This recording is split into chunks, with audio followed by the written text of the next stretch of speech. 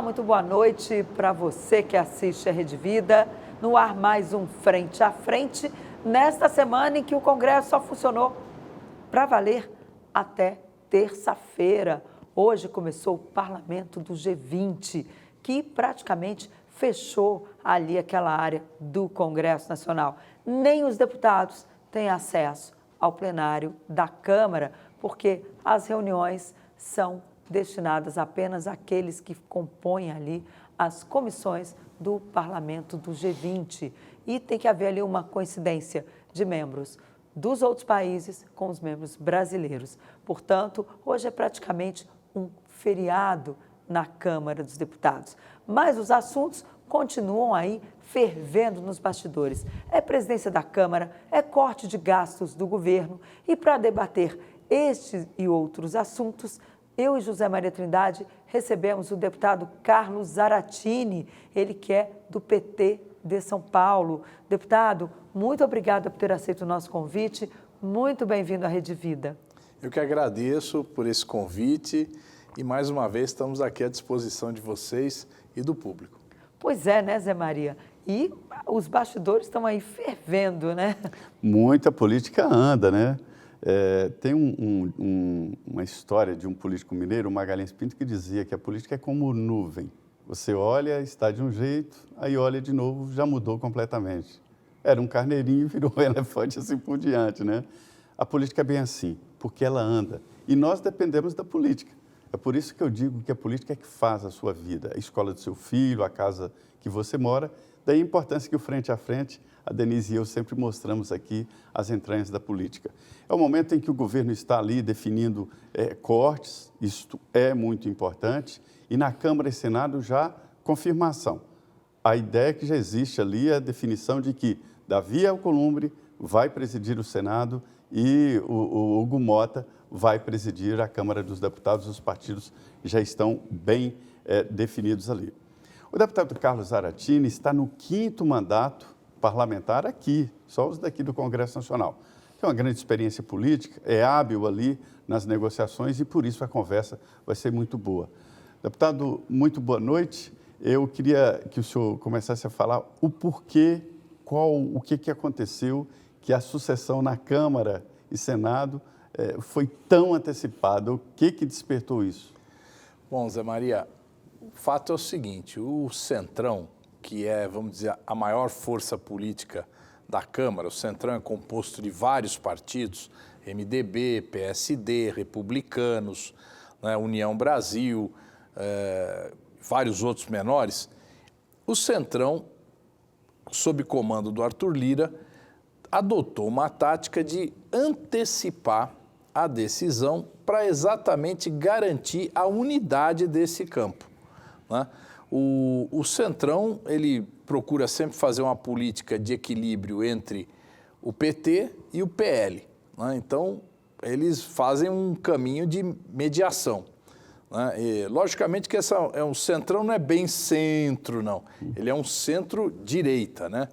Então, eles fazem essa forma de atuar e aí eles acharam, não, por que nós vamos deixar isso para a última hora, que sempre tem surpresas, vamos antecipar o jogo, negociar as posições na mesa, negociar diversos outros acordos para que a gente chegue no dia 1º de fevereiro, quando possivelmente vai ser a eleição, e tenha paz e tranquilidade, sem surpresas. E foi bem sucedido? Você achou boa a estratégia? Mais ou menos. Né? Começou com uma ideia de que teria um candidato único do Centrão, né? E isso tanto o PT como o PL estavam aceitando, quando no meio do caminho houve uma dissidência, na verdade 2 dissidências, o Elmar Nascimento, do União Brasil, e o Brito, do PSD. Então, os dois resolveram falar, não, nós não aceitamos o Hugo Mota, que foi o nome apontado pelo Arthur Lira, do Republicanos. O Marcos Pereira, presidente do Republicanos, saiu do jogo, indicou o nome do Hugo Mota e, na tentativa de fazer o fechamento, o Arthur Lira teve uma dificuldade. E para resolver isso, ele pressionou fortemente tanto o PT como o PL para que eles aceitassem o nome do Hugo Mota, fazendo com que a candidatura do Elmar e do do Brito esvaziasse. Né? Agora, então, a bancada do no PT... fim das contas, conseguiu a unidade, mas foi um período de estresse. Parto, né? Agora, a bancada do PT estava muito dividida, né, deputado? E a gente sabe que, às vezes, tira uma decisão dessas, mas o voto é secreto. Quem garante que o PT vai votar em bloco no candidato do Republicanos? Veja bem, o fato do PT ter uma posição majoritária, seja qual for, ele é importante, PT ou qualquer outro partido, é importante porque o líder pode, na negociação, incluir o partido dentro de um bloco. E esse bloco é que vai dar proporcionalidade na mesa e nas comissões. Então, nesse momento, pouco importa em quem a bancada vai votar, importa em que o líder vai colocar o partido dentro de um bloco. Né? E isso vai dar muita força para o partido nos próximos 2 anos. Fundamental para escolher os cargos da mesa, isso. Né? E também as presidências de comissão. Né? O que o PT vai ganhar nesse bloco? Já está mais ou menos acertado? Não, já está acertado. O PT vai ter a primeira secretaria, que é o segundo cargo na mesa. O PL é maior que o PT, vai ter a vice-presidência. E vamos ter mais uma vaga que é a suplência. Né, que são 4 suplências. Então, o PT ganha 2 cargos na mesa. Isso é importante, né, e depois, na hora da definição das comissões, tem todas as escolhas que vão ser feitas na ordem da proporcionalidade. Agora, a gente fala muito aqui de disputa da presidência da Câmara e do Senado, porque é muito importante. O presidente da Câmara, ele assumiu poderes que eu nem julgava ter. Achava que o presidente da Câmara era um coordenador de trabalhos, mas vem assumindo, até por decisões do Supremo, posições muito fortes, né? Bom, eu não sei como era no passado, né? Mas desde que eu acompanho a política, o presidente da Câmara tem e do Senado também, tem um poder muito grande. Tanto a Câmara como o Senado são presidencialistas. Ou seja, é, ao fim e ao cabo, o presidente que decide a pauta, o que vai ser votado. Né? Lógico, ele pode ouvir os líderes, mas pode não ouvir também. Né? A segunda coisa, ele interpreta o regimento. Então, quando surge uma discussão, uma dúvida, um debate, como é que tem que ser feito, o presidente da Câmara e do Senado, o presidente da mesa, interpreta o regimento. Né? Então, tem as decisões regimentais que são, vamos dizer, se torna uma lei que não foi escrita, que não foi votada, mas é uma decisão e isso tem que ser, vamos dizer assim, vira uma jurisprudência, né? Então, a força do presidente é muito grande. Sem dizer que é o presidente da Câmara que está na linha sucessória. Então, depois do presidente da República, do vice-presidente, quem assume é o presidente da Câmara e depois o presidente do Senado. Isso é muito importante, né? É claro. Existem ali reivindicações básicas, né? Pontos que os senhores colocam. A oposição coloca, acho que 4 pontos para apoiar, e isso foi definido. E a oposição colocou também alguns pontos. Sim, o que os senhores colocaram para o apoio? Bom, nós queremos, em primeiro lugar, que os projetos do governo sejam votados, que não sejam engavetados, que não sejam adiadas a votação. E isso foi garantido? Foi garantido, né? Quer dizer, isso, de certa forma, garante a governabilidade. Quer dizer, aí o governo, logicamente, tem que formar uma maioria para aprovar o projeto. Mas que ele não fique lá parado, não fique engavetado. Então, isso é uma coisa muito importante. Segundo, que a gente não tenha pautas surpresas, né? Projetos constrangedores, que você vota um determinado projeto cujo objetivo é constranger um partido ou outro. Né? Então, você sabe a opinião majoritária do partido e para você colocar esse partido contra a opinião pública, você coloca um projeto lá que constrange. Né? Então, isso também é outra coisa que a gente buscou garantir na conversa com o Hugo Mota. Não, vamos dizer, tem projetos que aumentam penas ou que criam... Nós tivemos recentemente uma votação de um projeto que aumentava penas e que se colocou questões, né, como a questão da saidinha, agora me lembrei aqui, a questão da saidinha. Bom, a saidinha, o projeto que foi aprovado, ele altera substancialmente a lei de execuções penais. Né? E, com isso, no nosso modo de ver, né, ele vai reforçar o caráter de transformar os presídios em fábricas de bandidos perigosos, né? Enquanto que a oposição achava que tem que apenar cada vez mais o preso, então tem que agravar a pena. A opinião pública geralmente tem uma visão simplista, fala, não, o cara tem que ficar preso o resto da vida, tal. Mas isso não acontece em lugar nenhum do mundo. Então, o cara ficar preso mais tempo, ficar preso em situação pior, só faz com que quando ele sair mais afinado com o crime. Então, o que a gente foi lá, votou contra esse projeto, mas qual era o objetivo? Era marcar uma posição em que o PT não estaria de acordo com o combate ao crime. Então, é um projeto, vamos dizer, constrangedor, né? Então, esse tipo de projeto é que a gente discutiu. E a outra questão importante é a gente voltar a ter o rito das medidas provisórias. A medida provisória é um instrumento do governo para alterar as leis, né? E para ter rapidez. Porque na hora que o governo edita uma medida provisória, ela já está valendo. E o Congresso tem 120 dias para votar.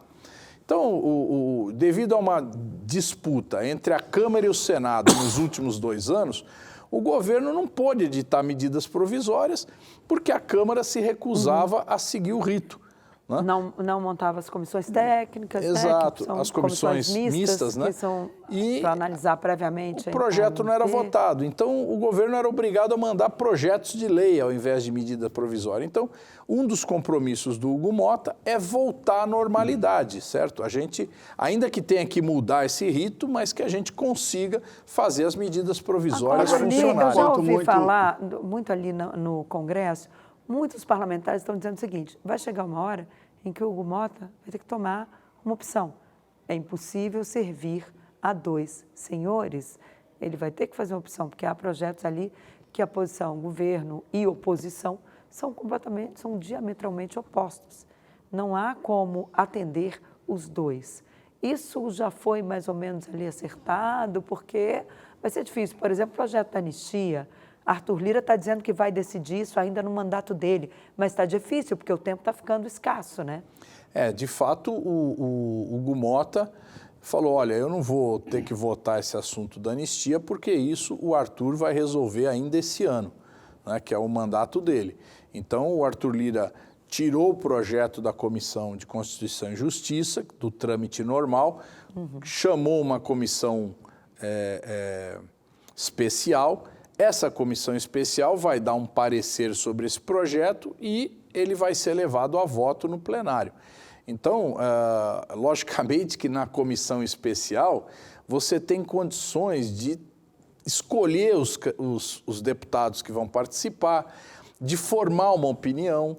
Você escolhe um relator, isso que eu estou falando, você é o Arthur Lira, né? Quando eu falo você, é o Arthur Lira. Mas ele vai obedecer à proporcionalidade, né? Sim, mas você sabe, se você pegar... O que você acha desse projeto? Se você pegar, não, mas só sobre isso. Se você pegar o PSD, por exemplo, no Rio Grande do Sul, a maioria dos deputados do PSD são mais à direita, mais bolsonaristas. Se você pegar os do Nordeste, são mais próximos ao governo, são mais lulistas. Então, dentro de um mesmo partido, tem, às vezes, pessoas completamente antagônicas. O que você acha do projeto do mérito sobre a anistia? Olha, eu sou totalmente contra a gente anistiar quem atentou contra a democracia, né? A democracia tem que ser preservada, tem que ser mantida.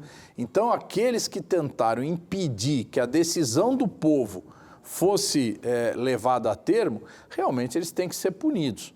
Agora, o que acontece? Até agora, os punidos foram aqueles que fizeram todo aquele quebra-quebra lá na Praça dos Três Poderes. Demais, não? 17 anos. Mas é a pena prevista na lei.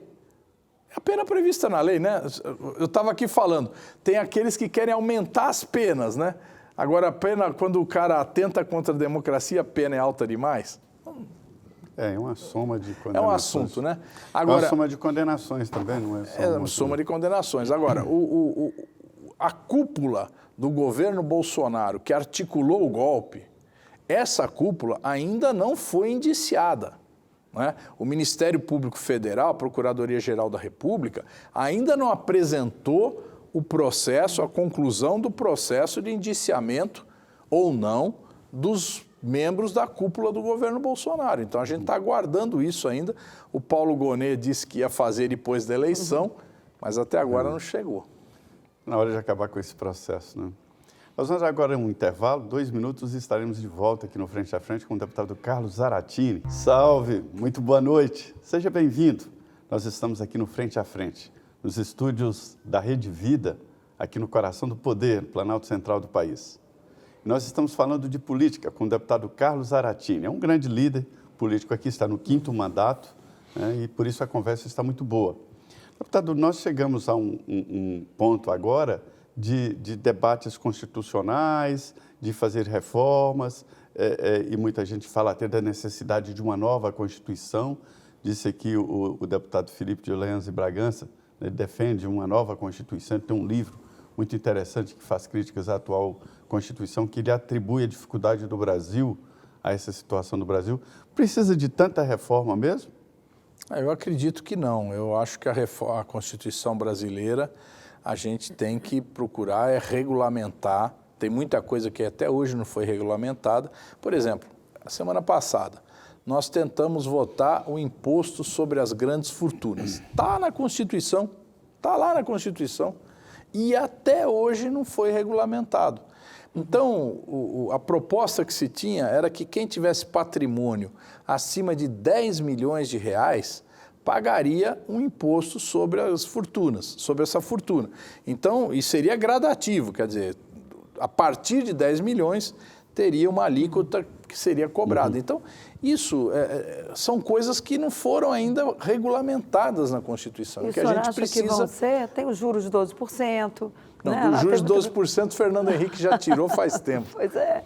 Mas, assim, teve tanta coisa na Constituição que não foi regulamentada e que ninguém vê nem chance de regulamentação. A Constituição brasileira é uma Constituição que buscava duas coisas, e busca, né? Reduzir as desigualdades regionais e entre as classes sociais e, em segundo lugar, garantir a democracia. Essas duas coisas foram as duas pernas da Constituição brasileira. Agora, a redução das desigualdades, a elite brasileira resiste em fazer qualquer coisa que diminua essa desigualdade. A elite brasileira não aceita ceder 1 milímetro e quando vê que o pobre está melhorando de vida, trabalha para aumentar de novo o fosso. Esse é o grande problema do Brasil. Nós temos uma elite que foi a última que aceitou o fim da escravidão no mundo. Não é? Temos um país que demorou anos para a mulher votar. As universidades brasileiras só foram implantadas no século XX, enquanto na maior parte do mundo foram implantadas no século XIX. Então, realmente, nós temos um atraso fantástico. E esse atraso é fruto do quê? Da desigualdade que a gente tem nesse país. Agora, o PT fez todo esse discurso, não só o PT, como também o PSOL, o candidato do PSOL, Guilherme Boulos, em São Paulo, na última eleição. Mas ele não foi vitorioso na rodada final. Como é que o senhor avalia isso? O povo brasileiro desistiu desse discurso da desigualdade ou acredita que o projeto do PT não é suficiente para impedir, para resolver essa questão da desigualdade no Brasil? Olha, nós ganhamos há 2 anos atrás a eleição presidencial, que é uma eleição que tem uma característica política, que discute um projeto de país.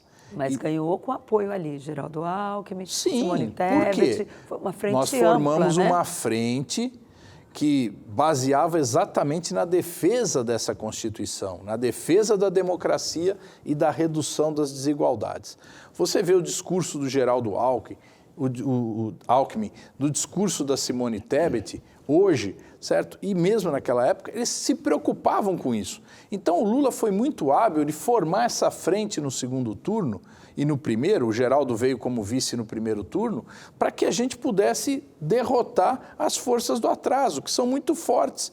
O agronegócio é muito forte no Brasil, né? Mas o senhor vê como o agronegócio como uma força do atraso, uma vez que hoje é responsável aí por grande parte do PIB brasileiro, é um setor que hoje tem tecnologia, emprega, tem muitos empregos que gera no Brasil, mas ainda pode ser tratado como um setor do atraso? Sim, porque boa parte do sucesso do agronegócio brasileiro veio do governo. Olha só, quem é que fornece o crédito agrícola? O crédito agrícola que garante que o agronegócio tenha condições de plantar e, se tiver algum acidente climático, vai lá e indeniza, né? Quem garante isso é o governo. Quem garantiu a Embrapa? A Embrapa que fez todas as pesquisas que garantem as sementes para plantar no cerrado brasileiro. Porque antigamente o cerrado não produzia nada. Hoje o cerrado é um celeiro, né? O próprio Caatinga é um celeiro. Então, o que nós temos hoje foi exatamente fruto da ciência e tecnologia com investimento estatal e do crédito com investimento estatal, né? Então, agora, vários outros bancos estão fornecendo crédito agrícola, mas há tempos atrás era só o Banco do Brasil. Era só o Banco do Brasil. Eu queria voltar aqui um pouco atrás, quando o senhor falou da desigualdade. A desigualdade me parece que é uma falha ali do sistema liberal. Todo sistema tem lá as suas falhas, né? Então, a concentração, ela é natural.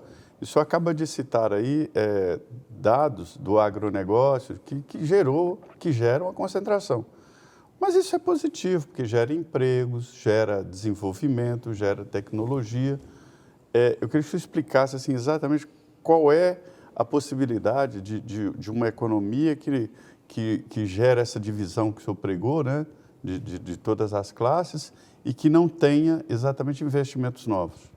Olha, nós temos uma sociedade profundamente desigual e com altíssima concentração de renda. O Brasil é um dos países com maior concentração de renda, ou seja, uma parcela ínfima da população, 1% da população brasileira, detém 50% da renda nacional. Quer dizer, isso é um abismo, né? A maioria da população, hoje, você vê um problema que nós estamos tendo, né? Muitas pessoas não querem registrar em carteira, muitas pessoas preferem trabalhar em aplicativo. Por quê? Porque os salários são tão baixos que as pessoas falam, não, eu vou me virar de outro jeito, ou eu vou permanecer no Bolsa Família e vou trabalhar sem registro em carteira, deixando de contribuir para a Previdência Social, sem perceber que lá na frente vai precisar da aposentadoria. Então, isso tudo distorce a sociedade brasileira. Eu estou vendo essa distorção e esse desequilíbrio na economia. Um dono de um bar que tem um funcionário reclama de falta de funcionário, assim como um grande empresário que tem 10 mil. A gente conversa aqui com representantes.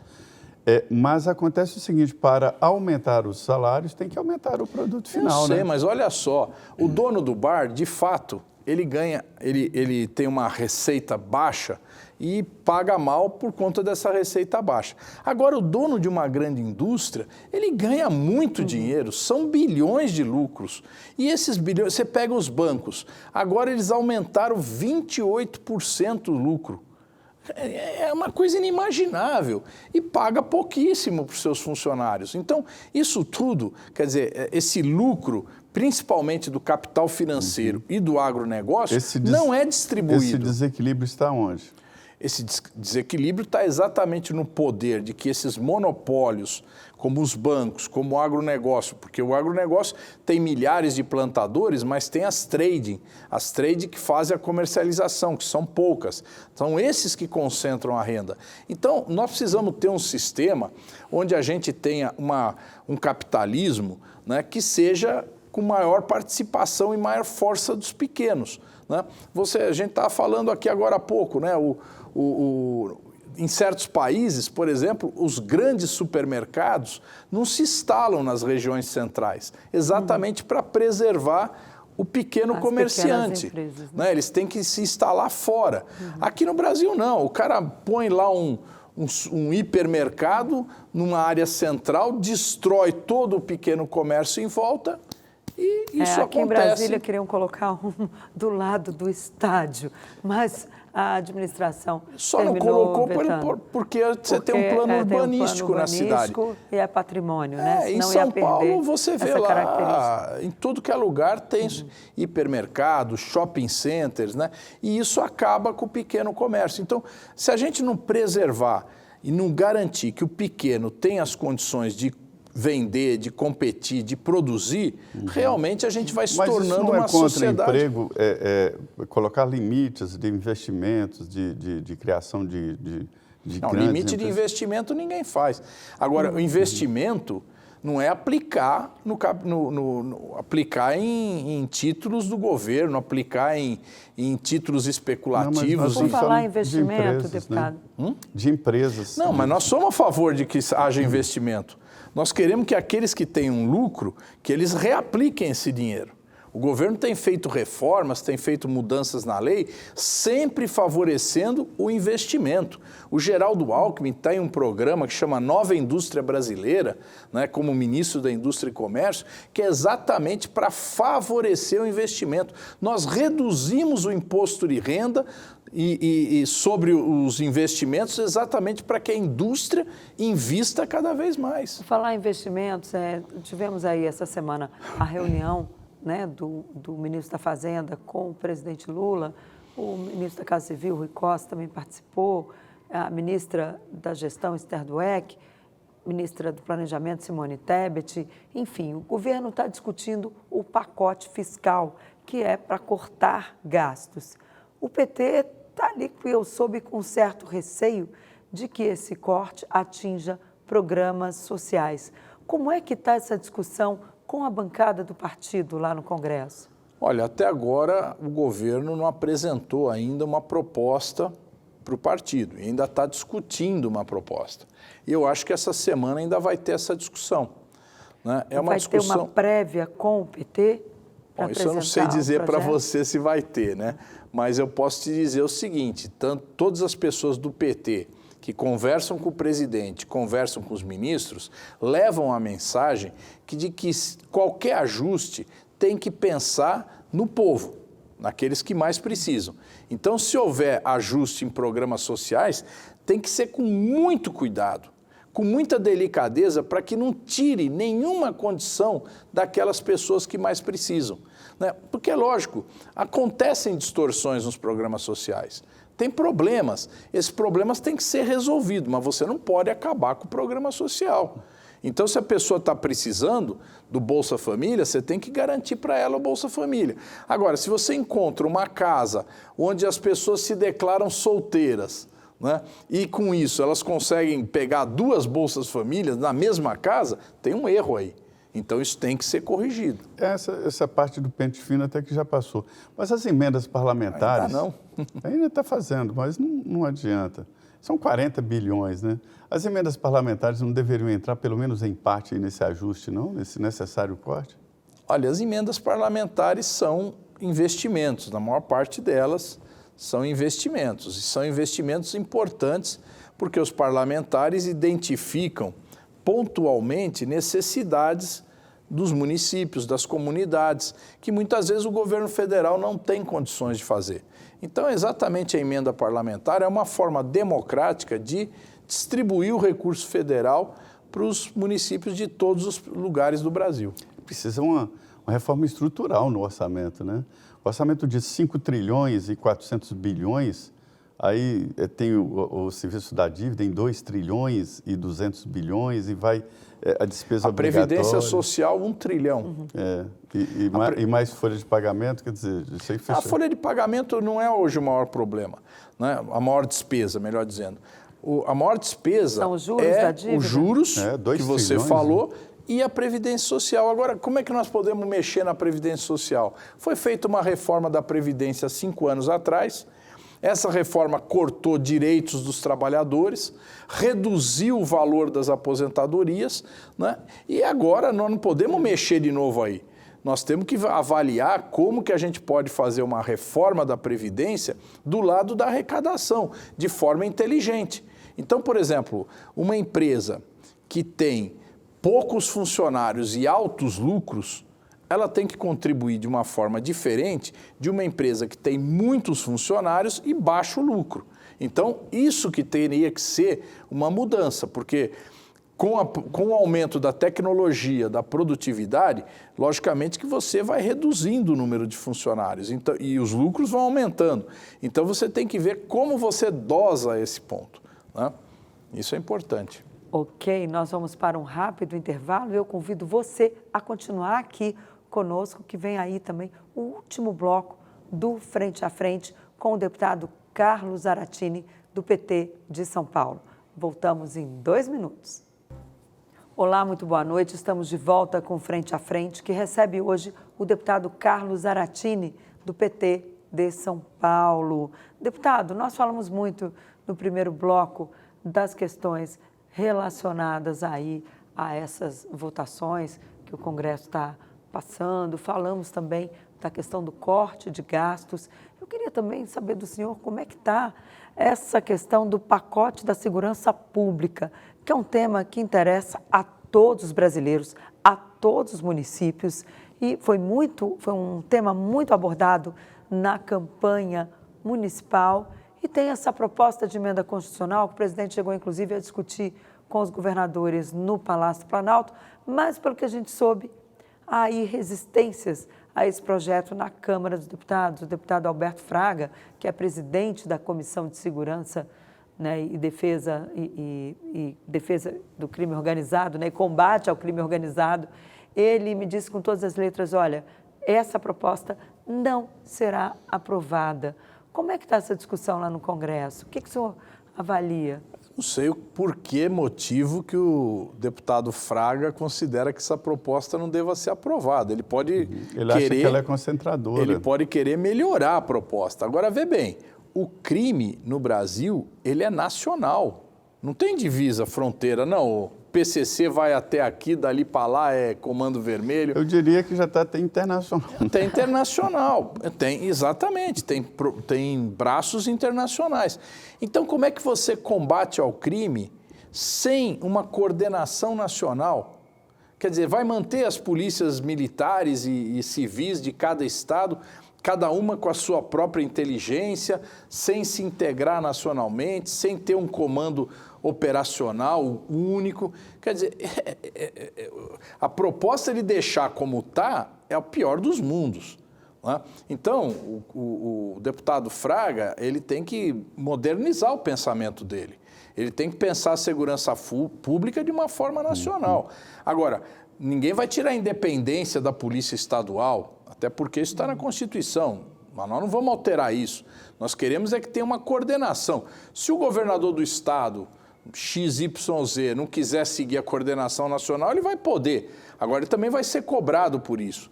Então, eu acho que a proposta pode ser melhorada, vai ter muito debate na Câmara, mas a gente tem que pensar em como achar uma solução melhor ainda. Existe a possibilidade dela não chegar ao Congresso Nacional, diante das polêmicas que foram criadas? Não, vai ser enviada e vai ser, tenho certeza que vai ser votada. O senhor falou em melhoria, não é só o deputado Alberto Fraga, ele apenas vocalizou o que é a ideia da Frente Parlamentar de Segurança Pública.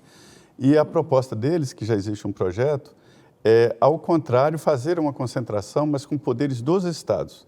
Né? Um grupo, um comitê com a participação de secretários de segurança pública, né? Com a participação também do governo federal. Mas isso está previsto. O medo deles é de se formar uma concentração. Isso é um ponto muito sensível, que é o comando das polícias, né?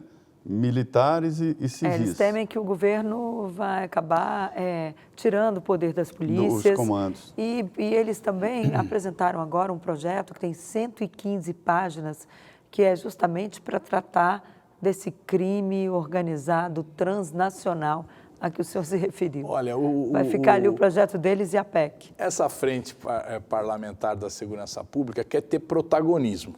Quando o governo apresenta um projeto, eles se recusam a debater porque eles querem ter o protagonismo. Então é uma disputa de espaço. Até aí, tudo bem, normal, faz parte da política. Agora, nós temos que pensar no cidadão, nós temos que pensar no povo. Está tendo uma situação muito grave no Brasil que é necessário um esforço nacional. Ninguém vai tirar a autonomia de cada estado, de gerir a sua própria polícia do jeito que achar melhor, mas a gente quer fazer essa coordenação nacional. Lógico que nessa coordenação nacional vai ter voz os comandantes das PMs, os secretários de segurança pública, todos vão ter voz, vão ter espaço. E é isso que, inclusive, pode ser melhorado no projeto. Agora, não pode dizer, não vamos fazer nada. Ou vamos fazer uma coisa, um projeto de 100 e quantas páginas, né, que... 115 artigos. 115 artigos e como é que nós vamos operacionalizar isso? Né? O deputado Miro Teixeira dizia que a Constituição brasileira teria que ter 2 artigos. O primeiro artigo, todo brasileiro deveria ter vergonha na cara. Artigo 2º, revogadas as disposições em contrário. Porque, na verdade, leis muito extensas acabam mesmo confundindo. Exato. Deputado, esse assunto de segurança pública é muito importante. Mesmo nas eleições municipais, ele apareceu forte e foi debatido em todas as cidades, né? E nós vivemos, como o senhor diz aí, uma epidemia de segurança pública. O crime interiorizou. Eu peguei dados da Associação Brasileira de Municípios que mostram. Cidades de 20 mil habitantes têm lá a sua boca de fumo, tem sua cracolândia e tem lugares onde a polícia não entra, né? Então é preciso fazer algo. Não seria o caso já de criar o Ministério da Segurança Pública, né? Eu acho que já foi até criado, porque tirando Segurança Pública do Ministério da Justiça, sobra índios, defesa do consumidor, ou seja, quase nada. O que precisa é de um ministro do ramo. Bom, o ministro Lewandowski é uma pessoa que foi durante anos ministro do Supremo Tribunal Federal, conhece a legislação, chamou para ser o seu principal secretário, que é o secretário de Segurança Pública, o Mário Saburro, que foi o comandante do... Saburro, né? Sarrubo, desculpa. E que foi o comandante do Ministério Público Estadual de São Paulo, onde estão as principais penitenciárias do país, né, que acompanha, que sabe como se movimenta o crime. Então, eu acho que nós temos pessoas qualificadas, tanto do ponto de vista jurídico, como do ponto de vista operacional. O Ministério da Justiça, da Segurança Pública, isso eu acho que não deveria. Não, você mesmo falou, o próprio Ministério hoje já se tornou mais da Segurança Pública do que da Justiça. Então, porque antigamente o ministro da Justiça fazia aquele meio de campo entre o presidente da República e o Supremo. Hoje o próprio presidente conversa com os ministros do Supremo e não tem muito o que fazer. Não, o ministro Lewandowski conversa também muito com os ministros Supremos. Até porque já foi ministro, né, até porque do é da Supremo. casa, Mas não precisa mais de intermediário, né, como antigamente. Agora o presidente... O Ministério da Justiça é o mais antigo, foi criado por Dom Pedro, né, o Bureau dos Negócios Jurídicos é o principal ministério, mas as funções estão acabando. O que eu queria insistir é que a segurança pública é o tema do momento e parece que o Congresso não está dando tanta importância. Não, o Congresso tem dado importância a esse tema. Eu acho, na minha opinião, que tem dado importância pelo lado errado. Por quê? Porque o Congresso só vê uma forma de atuar na segurança pública. A maioria do Congresso, que é aumentar a pena. Aumentar a pena. E aumentar a pena, nós estamos enchendo os presídios, gente que muito jovem está sendo presa, fica lá alguns anos, quando sai, volta totalmente articulada com o crime. Então, nós estamos produzindo mais gente criminosa. Que seja feito? Não, nós precisamos ter soluções que, por exemplo, a questão das drogas, certo? Bom, nós vamos igualar o traficante com o consumidor do jeito que foi aprovado no Senado. Se a gente fizer isso, nós vamos aumentar o número de presos. Certo? Ao invés da gente falar, não, eu preciso tratar o drogado e não prender, né, que é uma solução, e aí a gente isolando o traficante do drogado, daquela pessoa consumidora, se a gente não fizer isso, nós só vamos encher. Qual foi o estouro do número de presos no Brasil? Foi quando se alterou a lei, certo? Para considerar que todo consumidor também era um traficante. Então, isso confundiu demais as polícias e aumentou o número de presos no Brasil. Com quem? Jovens de periferia. Jovens, muito jovens e de periferia. Deputado, falamos muito no primeiro bloco sobre o PT e a presidência da Câmara, né? Porque o apoio ao Hugo Mota e tal, tudo isso. Agora, eu queria saber do senhor também como é que o senhor vê o futuro do Partido dos Trabalhadores, que, digamos, saiu menos pior nesta eleição do que na última eleição municipal? Aí eu queria saber do senhor como é que o senhor vislumbra aí para o futuro do partido, uma vez que, pelo que a gente vê, vai ser um desafio o presidente Lula conseguir sair bem em 2026. Olha, o PT está muito vinculado ao sucesso do governo, né? Então, logicamente, se o governo for bem sucedido, o PT também será bem sucedido nas próximas eleições. Eu enxergo isso. Segundo lugar, o PT está vivendo um processo de renovação. Nós tomamos uma pancada muito dura em 2016, 2020. Na verdade, 2016 foi resultado, né, do número expressivo de prefeitos e vereadores que deixaram o partido com a crise de 2014 e 2015. Então, muita gente que veio se formando no PT ao longo de 20, 30 anos, saiu do partido porque achava que não ia se reeleger. Então, nós perdemos muita gente. E aí nós estamos recriando, né, lideranças. Nós tivemos em várias cidades os candidatos mais votados. Tem lugar que fala, o PT só elegeu um vereador ou uma vereadora. Mas se você for ver esse vereador, essa vereadora, muitas vezes é o mais votado da cidade e são lideranças jovens, né? Então a gente está construindo um novo time, né? E eu estou muito esperançoso e muito alegre com esse resultado. Entre os debates mais, vamos dizer, mais polêmicos e mais fortes do Congresso Nacional, está uma tentativa de restabelecer ali as ligações e poderes Supremo com o Congresso Nacional. Estou falando de 2 emendas aprovadas na Comissão de Constituição e Justiça, que se transformou numa reserva da oposição, né? Lá tem 2 comissões onde a oposição manda e aprova o que quer. Comissão de Constituição e Justiça e a de Segurança Pública. Mas saíram de lá 2 projetos polêmicos. Um proíbe as decisões monocráticas para as decisões de poder. Que é aquele que veio do Senado, né? Já foi votado no Senado. Exatamente. E o outro é o que transforma o Congresso no Supremo A última palavra. No Supremo do Não, Supremo. essa questão das decisões monocráticas, o próprio Supremo já fez uma mudança no seu regimento de forma que as decisões monocráticas têm que ser votadas num prazo, se eu não estou enganado, de 3 meses, né? Então, o próprio Supremo já viu que tinha um problema ali e já tomou decisão. Então, eu não acho que esse projeto seja tão absurdo. O que é absurdo, com certeza, é essa ideia de que o Congresso pode rever decisões do Supremo. Aí, sinceramente, né, quer dizer, nós não temos mais divisão entre poderes. Então, a divisão dos poderes está equilibrada? O senhor acha que o Supremo está exagerando? Que há um debate, nós estamos numa ditadura, que tem o Supremo mandando? Não existe isso? Não, o Supremo tem que fazer o controle da Constituição. Então, se efetivamente o Executivo ou o Legislativo extrapolam, né, ultrapassa os limites da Constituição, desobedece à Constituição, cabe ao Supremo exatamente fazer esse controle, né? Agora, você não pode chegar e falar, não, esse controle está errado, né? Então, bom, quem está lá no Supremo, todos foram eleitos pelo Congresso, indicados pelo presidente da República. Para o senhor, o Supremo não está extrapolando, não está Uma vez ou outra a gente pode dizer que extrapola, Zé. Por exemplo, tem vezes que extrapola. Agora, tem algum exemplo assim prático que o senhor se lembra? Tem vários, mas tem vezes que extrapola e realmente comete erros. Como o Congresso comete erros, como o Executivo comete erros. Agora, faz parte, nós somos seres humanos, né? E erramos.